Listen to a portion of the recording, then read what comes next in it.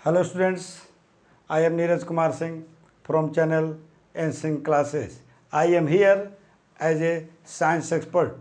Now we are going to start a topic, reflection of light for class 10.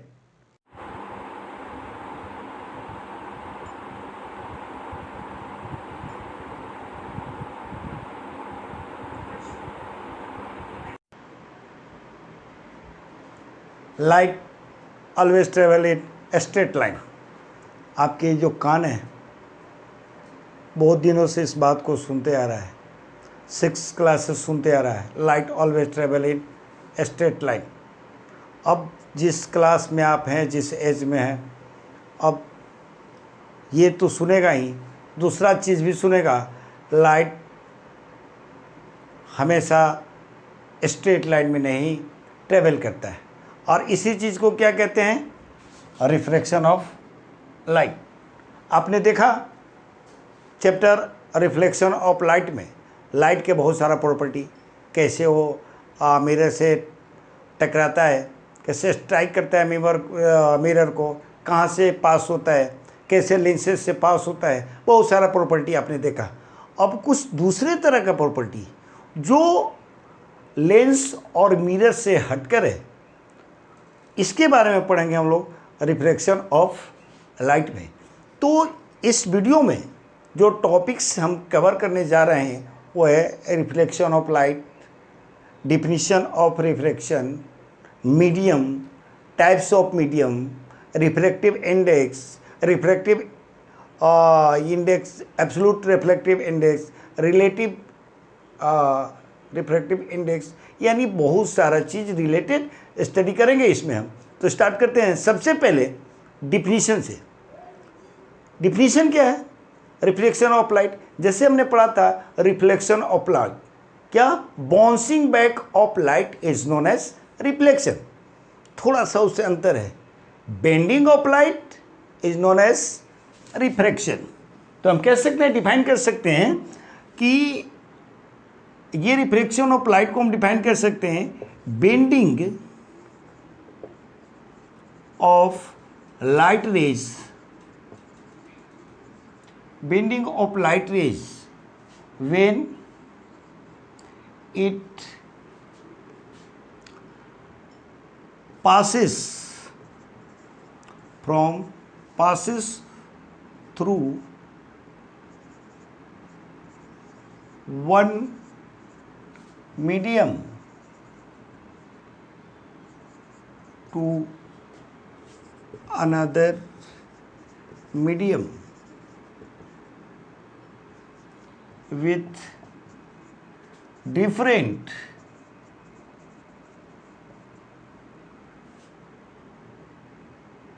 optical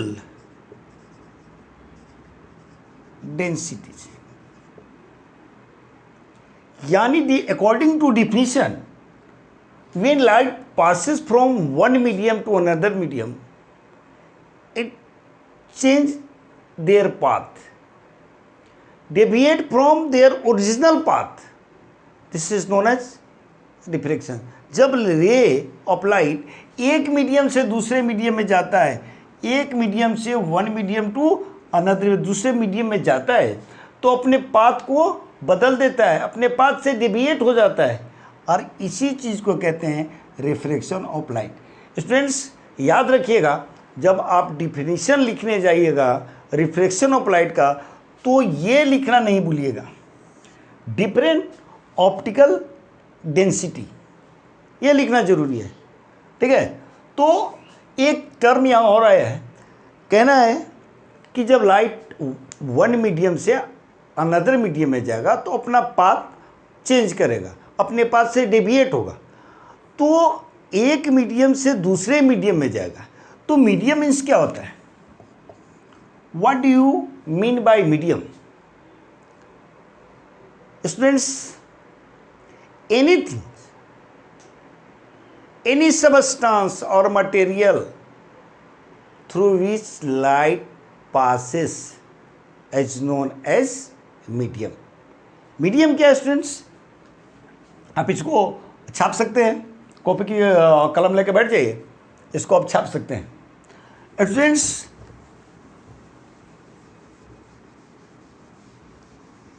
medium अब define करना है हमको। Medium,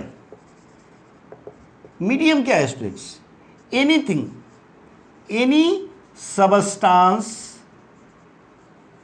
substances or materials through light can passes। यानी कोई भी substance है, कोई भी मटेरियल है जिससे होकर लाइट पास हो जाता है, जिससे होकर के लाइट गुजरता है, पास होता है, ट्रेवल करता है, उस क्या कहते हैं? वो मीडियम कहलाता है। There are two types of medium, one is rarer medium, another is denser medium. Two types, one is rarer medium, another is denser medium. Students, अब आपके दिमाग में क्वेश्चन आ रहा होगा कि रेयरर मीडियम किसे कहते हैं, डेंसर मीडियम किसे कहते हैं? तो आसान चीज़ है, देखिए।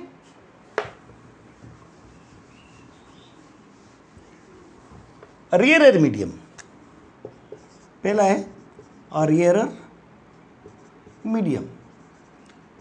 रेयर मीडियम किसको कहते हैं? Rarer medium, a medium in which light can pass faster, यानी ऐसा मीडियम जिससे लाइट तेजी से गुजरता है, तेजी से पास होता है, ट्रेवल करता है, ऐसे मीडियम को क्या कहते हैं? Rare medium. Means light passes faster, light कैसे पास करता है? तेजी से पास करता है। और दूसरा मीडियम है denser, denser medium, denser medium यानी लाइट पासेस स्लोअर, जिसमें लाइट धीमा धीमा पास करता है, धीरे धीरे पास करता है, उस मीडियम को क्या कहते हैं?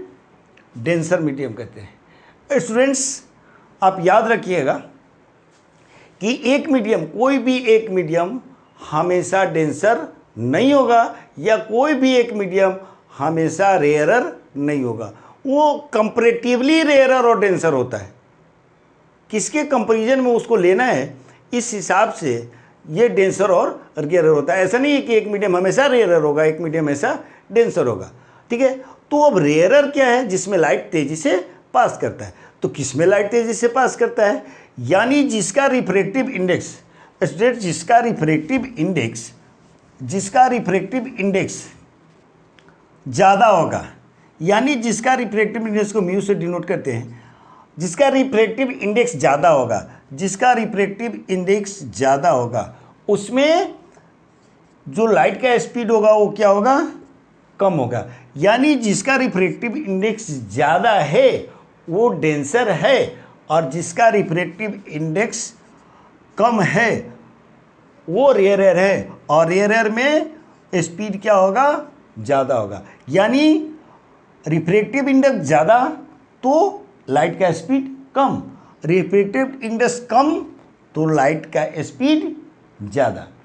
स्टूडेंट्स, अब देखते हैं, जब लाइट एक मीडियम से दूसरे मीडियम में पास करेगा तो अपना पाथ बदलेगा। कैसे बदलेगा?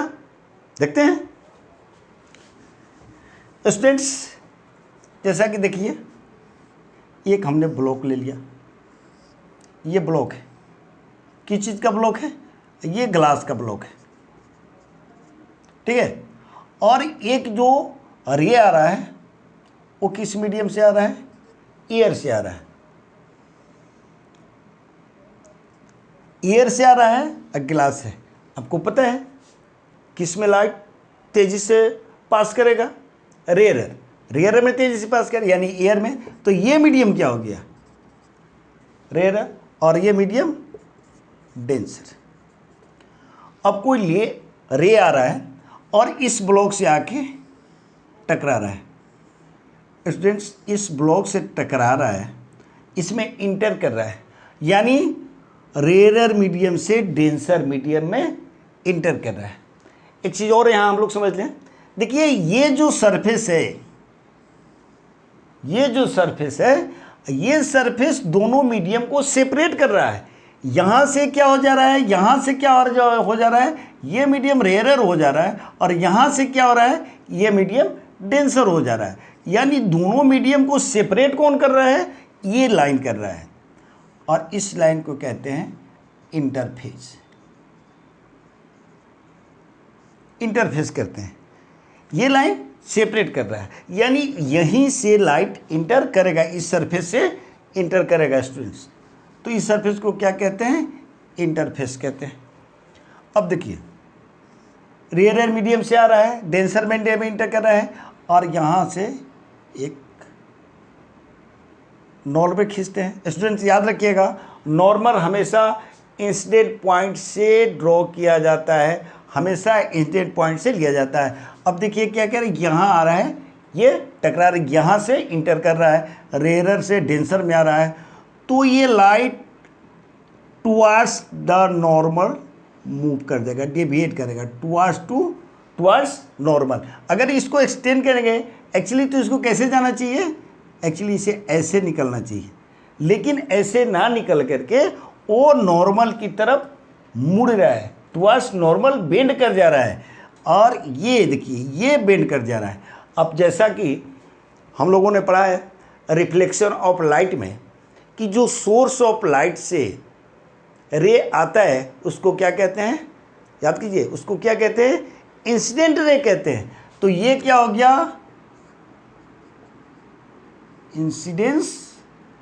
इंसिडेंट रे या रे ऑफ इंसिडेंस कर सकते हैं, और ये क्या कहते हैं इसको, नॉर्मल। जो परपेंडिकुलर एक लाइन ड्रॉ करते हैं किस जगह पे, जहां वो टकरा रहा है, रे ऑफ इंसिडेंस जहां मीट कर रहा है, उसी पॉइंट से हम नॉर्मल खींचते हैं। ऐसा नहीं कि नॉर्मल यहाँ खींचेंगे, नहीं, जिस पॉइंट पे आके वो पॉइंट इंसिडेंट पॉइंट से ही खींचा जाता है नॉर्मल। तो ये हो गया नॉर्मल।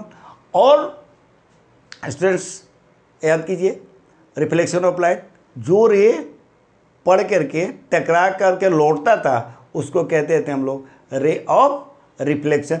ये टकराने के बाद मुड़ रहा है तो इसको कहते हैं रिफ्रैक्टेड, क्या कहते हैं इसको, रिफ्रैक्टेड रे कहते हैं। और ये क्या है, नॉर्मल है। According to reflection of light, law of reflection of light, normal ray of incident and a reflected ray lies on a same plane at a same point। ये रिफ्लेक्शन ऑफ लॉ था।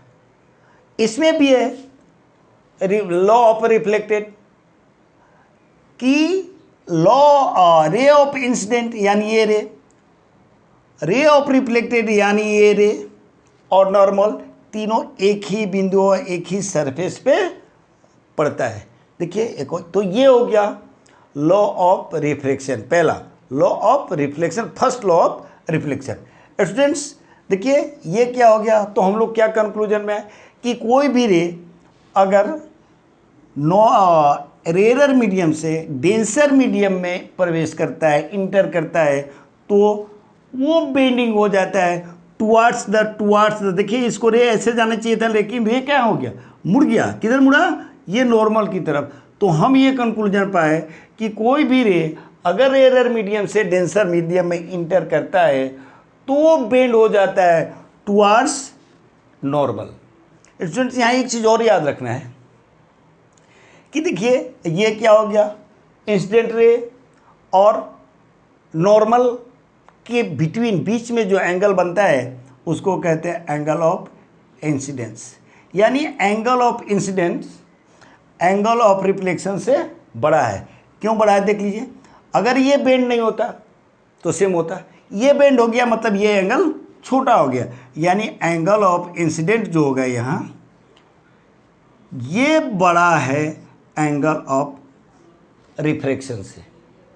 यानी फिर एक नतीजे पर हम पहुँचे कि जब कोई रे रेयर मीडियम से डेंसर मीडियम में जाता है तो एंगल ऑफ इंसिडेंट हमेशा एंगल ऑफ रिफ्लेक्शन से बड़ा होता है, हमेशा बड़ा होता है।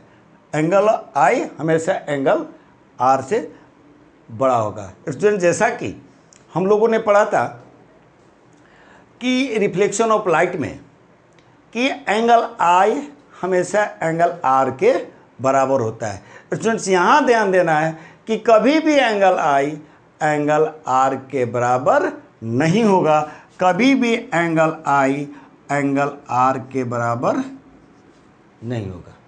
कभी भी ray of angle of incidence angle of refraction के बराबर नहीं होगा। यहाँ क्या होगा, sine i by sine r बराबर एक कांस्टेंट के बराबर होगा, कांस्टेंट के बराबर होगा।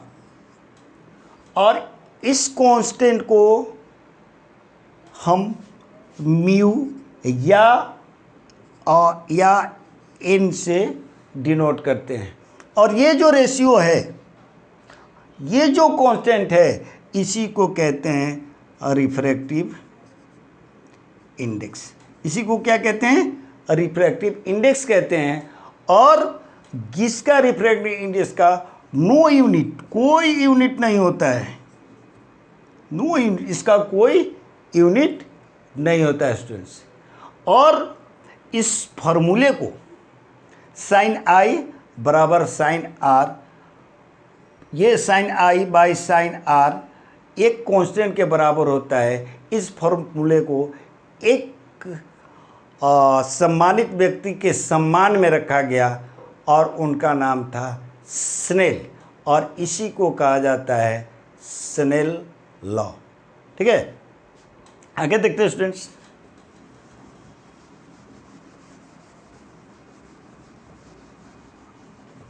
तब आपको अगर म्यू और इसी को क्या लिखते हैं, एन लिखते हैं, इसको अगर डिफाइन करना पड़ेगा आपको, और ये इसी को क्या कहते हैं, पूरा नाम इसका होगा रिफ्रैक्टिव इंडेक्स। हम इसको शॉर्ट फॉर्म में आर भी लिखते हैं, ये इसी को कहते हैं रिफ्रैक्टिव इंडेक्स, म्यू और एन को। तो रिफ्रैक्टिव इंडेक्स को अगर डिफाइन करना पड़ेगा आपको, तो आप डिफाइन कीजिएगा सीधा, क्या, refractive index is a ratio of sine i by sine r. Refractive index of is a ratio, किस चीज का रेशियो है, speed of light in air by speed of light of any medium.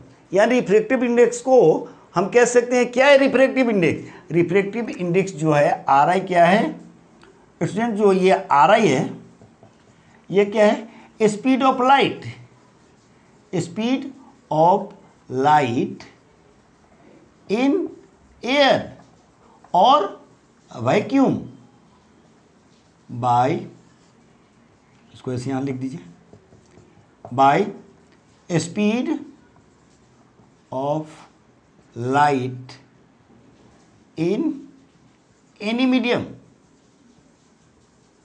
इसी को क्या कहते हैं हम, इसी को कहते हैं refractive index. Students, refractive index क्या है, what is refractive index, your answer is the speed of light in air by a speed of light in any medium.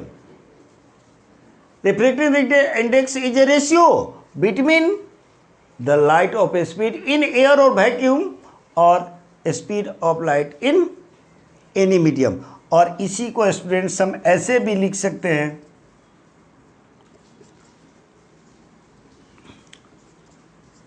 और इसी को एक और नाम से कहते हैं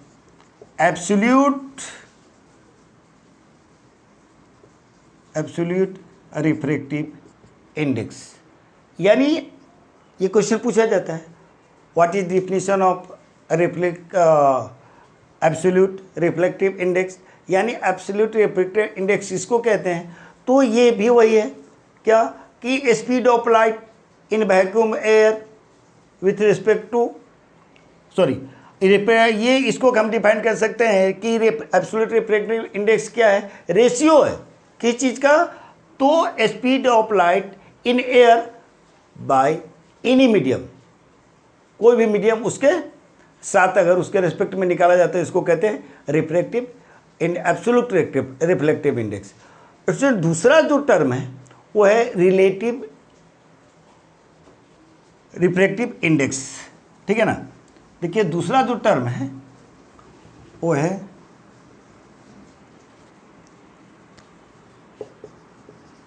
रिलेटिव रिफ्रैक्टिव इंडेक्स।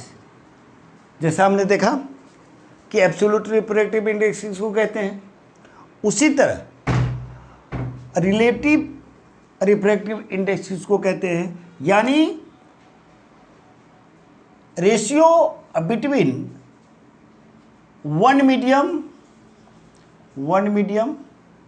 ऐसे लिख लीजिए, speed of light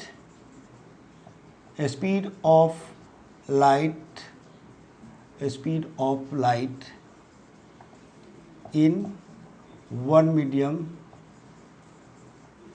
by speed of light इन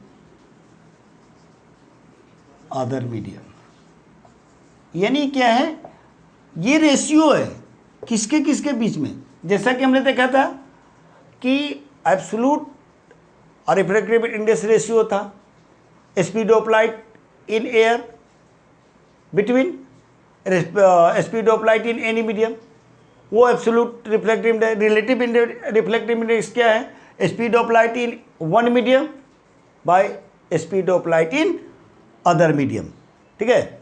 तो ये है रिफ्रैक्टिव और रिलेटिव रिफ्रैक्टिव इंडेक्स।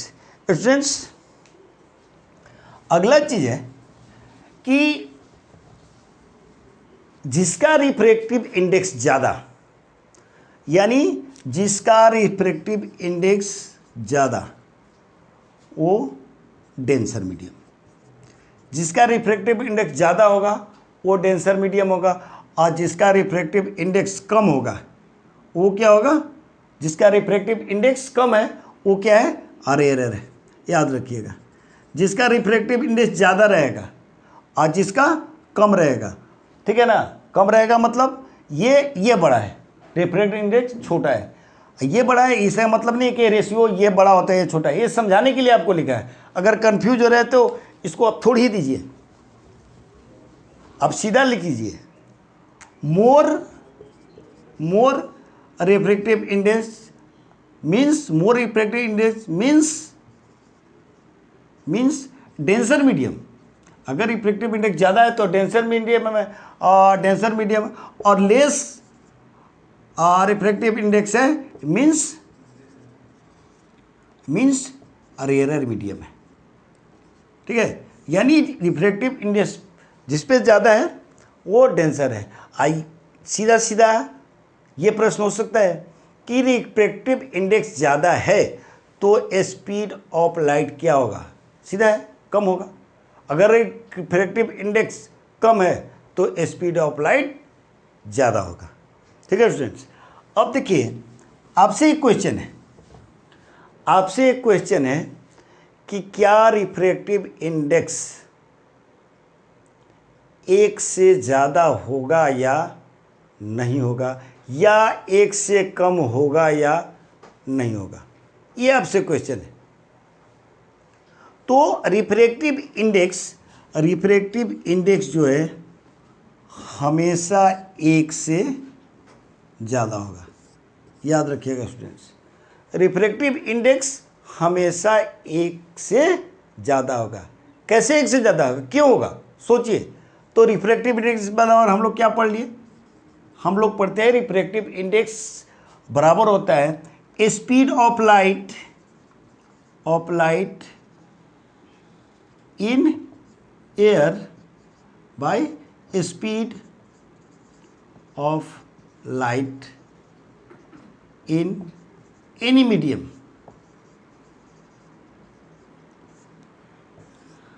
तो स्पीड ऑफ लाइट आप जानते हैं कि सबसे ज़्यादा किस में होता है? सबसे ज़्यादा स्पीड ऑफ लाइट एयर में होता है। क्या वैक्यूम भी कह लीजिए, थोड़ा अंतर पड़ता है, मैथमेटिकली हम लोग उसको बराबर मान लेते हैं। तो स्पीड ऑफ लाइट हमेशा ज़्यादा होगा, किस में होगा? एयर या वैक्यूम में होगा।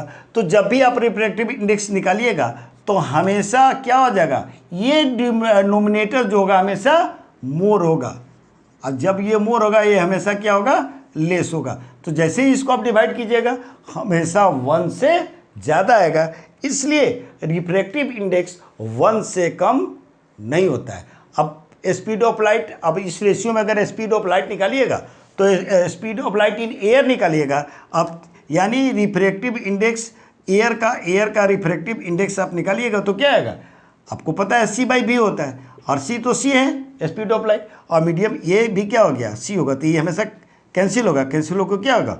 1 होगा, यानी रिफ्रैक्टिव इंडेक्स एयर में क्या होगा? 1 के बराबर होगा। इसलिए रिफ्रैक्टिव इंडेक्स कभी भी 1 से कम नहीं होता है। ठीक है स्टूडेंट्स, हमने पहले देखा कि रे ऑफ लाइट जब रेयरर मीडियम से डेंसर मीडियम में इंटर करता है तो वो डेविएट हो जाता है टुवर्ड्स नॉर्मल। दूसरा केस लेते हैं, जब रे ऑफ लाइट, ठीक है, जब ray of light denser medium, ये मीडियम मान लेते हैं क्या है? डेंसर है, और ये मीडियम क्या है? रेयरर है। जब ray of light denser medium से रेयरर मीडियम में इंटर करता है, ठीक है, यहाँ से नॉर्मल ले लेते हैं स्टूडेंट्स, नॉर्मल ले लिए, और यहाँ इंटर करता है तो वो डिविएट होता है। डिविएट कैसा होता है? Away from normal, away from normal, normal से क्या होगा? दूर भागेगा, अवे फ्रॉम नॉर्मल इंस्टेंट है। ये क्या होगा? Away from normal. दरअसल इसको जाना कैसे चाहिए था? अगर पाथ चेंज नहीं करता ऐसे निकलता, लेकिन पाथ चेंज कर रहा है। क्यों चेंज कर रहा है? क्योंकि अब बेंडिंग होना है, 1 मीडियम से दूसरे मीडियम में जाएगा तो लॉ कहता है कि वो अपने पाथ को बदलेगा। तो डेंसर से जैसे ही रेयरर में आता है वो फिर डेविएट होता है, यानी दोनों केस में डेविएशन होना है। यानी दोनों केस में डेविएशन होना मतलब कि अगर रेयरर से डेंसर में जाता है तभी वो अपने पाथ से डेविएट होगा, या डेंसर से रेयरर में आता है तभी अपने पाथ से डेविएट होगा। तो ये देखिए, डेंसर से रेयर में रेयरर में जा रहा है तो अपने पाथ से डेविएट हो रहा है, और ये नॉर्मल से दूर जा रहा है। यानी जब डेंसर से रेयरर में जाएगा, from denser to rarer, denser से रेयरर में जाएगा तो क्या होगा? अवे फ्रॉम नॉर्मल, नॉर्मल से दूर भागेगा। और अगर फ्रॉम रेयरर टू डेंसर जा रहा है, रेयरर टू डेंसर जा रहा है तो टुवार्ड्स द नॉर्मल, नॉर्मल के तरफ जाएगा, ये ध्यान देना है। तो ये क्या है? रेयरर से मीडियम में जा रहा है, डेंसर से रेयरर में जा रहा है तो क्या होगा? डेंसर से रेयरर में जा रहा है यानी अभिलंब से दूर भागेगा, और जब अभिलंब मतलब नॉर्मल से दूर जाएगा तो फिर इस केस में क्या होगा?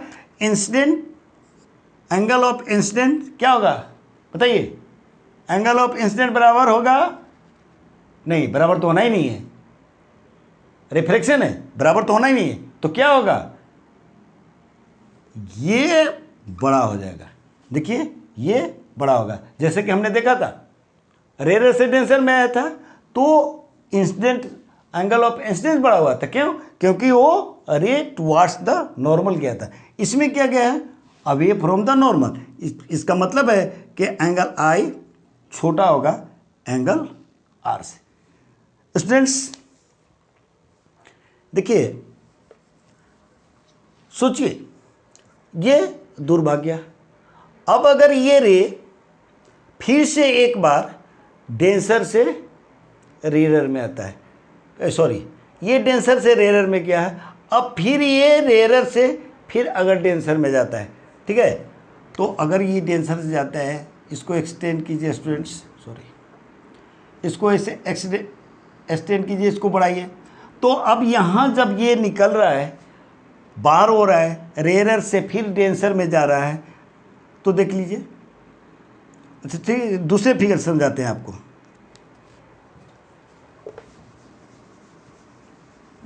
दूसरे फिगर को ले लेते हैं।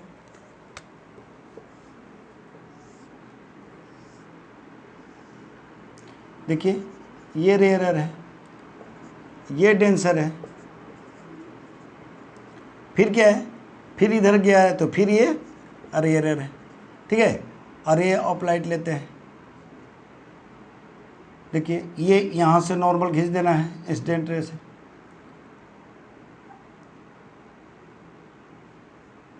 ठीक है। रेयर से डेंसर में जा रहा है, टुवार्ड्स द नॉर्मल जाएगा, टुवार्ड्स द नॉर्मल जाएगा, ठीक है। अब देखिए, अब ये फिर ये क्या कर रहा है, फिर ये दोनों एंगल बना, एंगल आई है, एंगल आर है। अब ये रे जो है, फिर ये पास होकर के कहाँ निकल रहा है, देखिए ये पास होकर के फिर कहाँ जारी कर रहा है, रेयर मीडियम में जा रहा है। तो जब ये रेयर मीडियम फिर से आ रहा है, तो यहाँ क्या हो गया, ये हो गया यहाँ रे ऑफ इंसिडेंट। फिर यहाँ से नॉर्मल लेते हैं, ठीक है ना। तो ये इस बार डेंसर से रेयर में जा रहा है, तो ये क्या होगा, डेंसर से रेयर में जा रहा है स्टूडेंट्स, ये अवे फ्रॉम नॉर्मल, नॉर्मल से दूर भागेगा। और अगर जी इसको यहाँ से लेते हैं, ये अगर इसको एक्सटेंड करते हैं, तो इसको कहाँ से निकलना चाहिए था, देखिए सीधे ऐसे निकलेगा। और ये डेंसर से फिर रेयर में गया, तो towards away from the normal, normal से दूर भागेगा। और तब इस एंगल को क्या कहते हैं, इमर्जेंट एंगल कहते हैं इसको। और इमर्जेंट एंगल, और ये जो रे जाएगा, ये इस रे के क्या हो गया, इस रे का पैरेलल हो गया, इस रे का क्या होगा, पैरेलल होगा स्टूडेंट्स।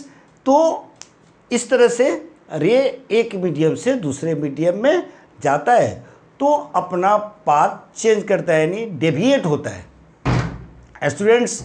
दूसरा जो चीज़ है इसमें क्या है कि जैसे लॉ ऑफ रिफ्लेक्शन हम लोग पढ़े थे, तो इसमें लॉ भी और रिफ्लेक्शन भी पढ़ लिए।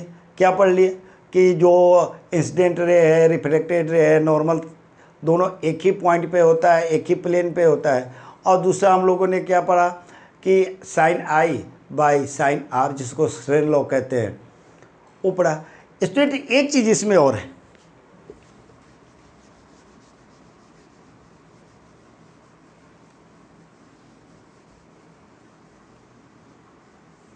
ये जो रिफ्रैक्शन ऑफ लाइट हम लोग पढ़ रहे हैं, तो एक चीज़ इसमें है, जैसे देख लीजिए ये मीडियम है,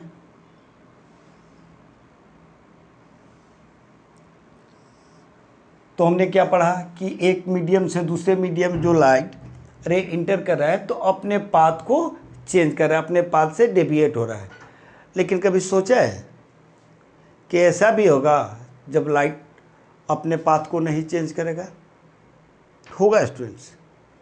दो केसेस हैं जब ऐसा होगा कि लाइट अपना पाथ चेंज नहीं करेगा। वो दो केस कब है? तो पहला केस है, आप देखिए, जैसे देख लीजिए, ये रे ऑफ लाइट है, परपेंडिकुलर है, देखिए परपेंडिकुलर, इंसिडेंट रे परपेंडिकुलर है, यानी सीधा आ रहा है, 90 डिग्री के एंगल पे आ रहा है, सीधा आ रहा है। इसका नॉर्मल स्टूडेंट्स कहाँ खींचिएगा?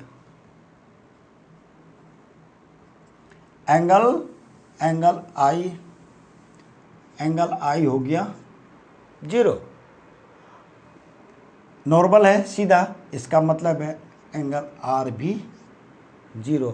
यानी अगर मीडियम चेंज भी हो रहा है और रे ऑफ लाइट परपेंडिकुलर गिर रहा है, इंटरफेस का परपेंडिकुलर गिर रहा है, तो कोई डेविएशन नहीं होगा। ये तो पहला केस समझ लिया। अगर दूसरा केस स्टूडेंट्स कि अगर मीडियम सेम है, ये रे इधर से आ रहा है और ये भी जो आ रहा है, ये भी मीडियम क्या है, रेयरर है, और ये भी मीडियम क्या है, रेयरर है। तो इस कंडीशन में भी जो रे का पाथ है वो चेंज नहीं करेगा, सीधा निकल जाएगा। तो दो कंडीशन है जिस कंडीशन से क्या होता है, रे सीधा पार हो जाता है। कब? जब एक मीडियम सेम है, और दूसरा कब? जब आपका परपेंडिकुलर इंटरफेस के परपेंडिकुलर लाइट पड़ रहा है तब। ये सारा चीज़ रिफ्लेक्शन ऑफ लाइट में। अब एक दो एप्लीकेशंस जान जाते हैं कि इसका रिफ्लेक्शन ऑफ लाइट का एप्लीकेशंस क्या हैं।